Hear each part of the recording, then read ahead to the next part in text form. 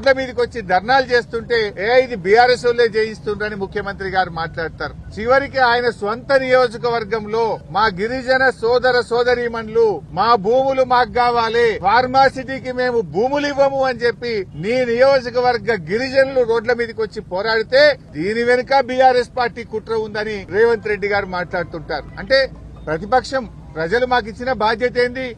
ఏ వర్గాలకైతే ఈ ప్రభుత్వం అన్యాయం చేస్తుందో, ప్రజలకిచ్చిన మాట నిలబెట్టుకోవడం లేదో, ఏ వర్గాలైతే పోరాటం చేస్తున్నాయో ఆ వర్గాలకు అండదండగా ఉండాలని, ప్రజల గొంతుకై పనిచేయాలని ప్రజలు మాకు ప్రతిపక్ష బాధ్యత ఇచ్చారు.